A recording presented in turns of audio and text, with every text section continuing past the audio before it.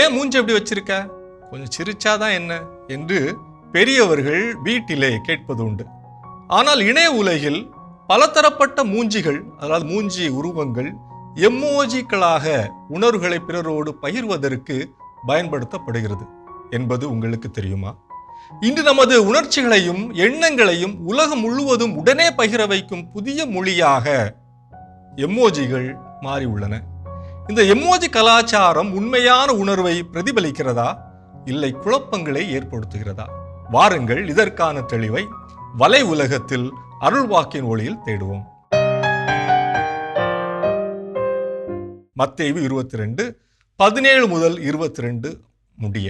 சீசருக்கு வரி செலுத்துவது முறையா இல்லையா, நீர் என்ன நினைக்கிறீர் என எங்களுக்கு சொல்லும் என்று பரிசேயர் இயேசுவிடம் கேட்டார்கள்.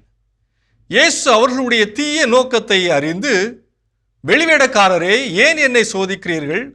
வரி கொடுப்பதற்கான நாணயம் ஒன்றை எனக்கு காட்டுங்கள் என்றார்.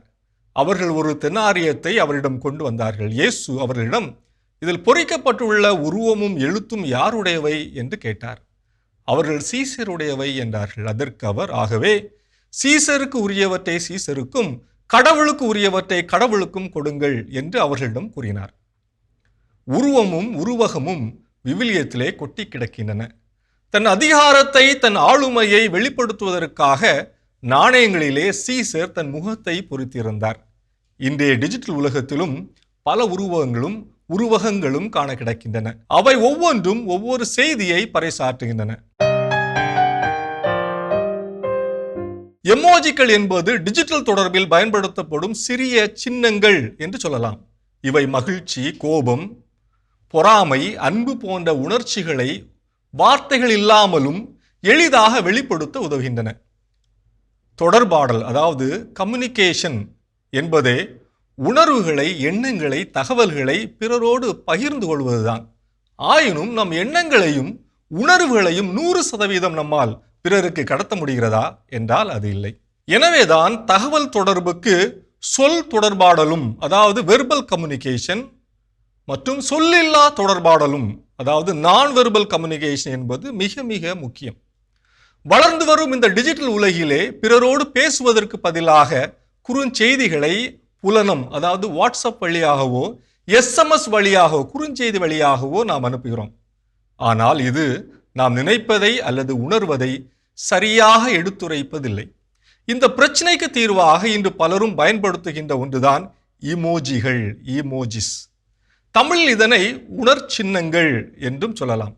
எனினும் இங்கு நமது புரிதலுக்கு வேண்டி இமோஜிகள் என்ற வார்த்தையையே நாம் பயன்படுத்துகிறேன்.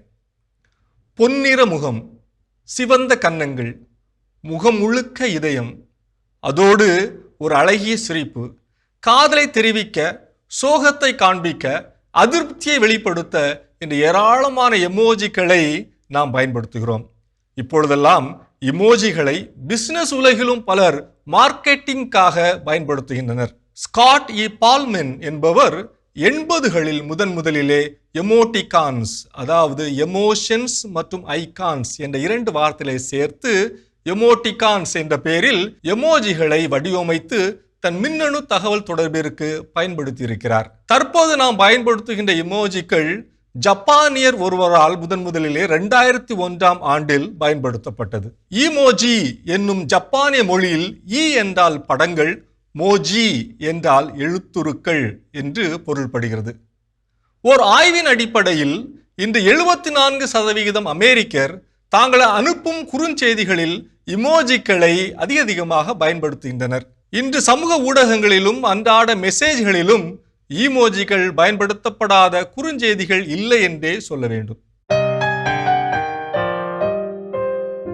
ஒரே எமோஜி வெவ்வேறு கலாச்சாரங்களில் அல்லது வெவ்வேறு நபர்களுக்கு வெவ்வேறு அர்த்தங்களை தரலாம். உதாரணமாக, கைகளை கூப்பி இருப்பது வணக்கம் என்பதை குறிக்கலாம், அல்லது வேண்டுதல் என்பதை குறிக்கலாம். எனவே யாருக்கு எப்படி எதற்கு அனுப்புகிறோம் என்ற புரிதல் நமக்கு தேவை.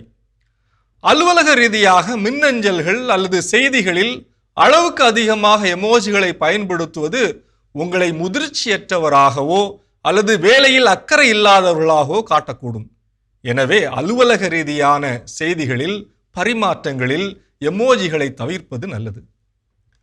உணர்ச்சிகளை விவரிக்க எமோஜிகளை விட வார்த்தைகளை நம்புங்கள். எமோஜிகள் வார்த்தைகளுக்கு துணையாக இருக்க வேண்டுமே தவிர பதிலாக, வார்த்தைகளுக்கு மாற்றாக இருக்கக்கூடாது. அதிகப்படியான எமோஜிகள் நீங்கள் சொல்ல வரும் முக்கிய செய்தியை மறைத்துவிடக்கூடும். வாசிப்பவருக்கு அது எரிச்சலையும் தரலாம். எனவே அளவிற்கு அதிகமாக எமோஜிகளை பயன்படுத்துவதை தவிர்க்கவும். இயேசு சுட்டிக்காட்டிய நாணயங்களில் பொறிக்கப்பட்ட சீசரின் முகம் ரோமை அரசின் ஆட்சி அதிகாரத்தை உருவகப்படுத்தி யூதர்களின் அரசியல், சமூக, பொருளாதார நிலையை தோலுரித்து காட்டியது.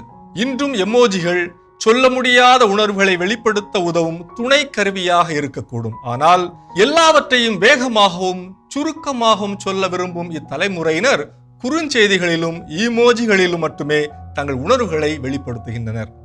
இதனால் சொல்ல விரும்பும் செய்தி சரியாக புரிந்து கொள்ளப்படாத சூழல், மொழிவளம் குன்றுகின்ற நிலை, செய்தியின் தீவிரத்தன்மையை அறிந்திராது கடந்து போகின்ற போக்கு என்று ஏராளமான தகவல் தொடர்பு இரைச்சல்கள் உருவாகின்றன. சக மனிதர்களிடம் முகமுகமாக பேசி, சிரித்து, அழுது, கோபித்து, வெட்கி, உறவாடி மகிழ்வது தொடர்பாடலின், அதாவது கம்யூனிகேஷனின் உன்னத நிலையே. இவ்வுணர்வினை எந்த இமோஜிகளாலோ ஸ்டிக்கர்களாலோ கொடுக்க முடியாது என்பதே உண்மை. இது வலை உலகம் 360 டிகிரி டிஜிட்டல் உலகிற்கான உங்கள் அகராதி.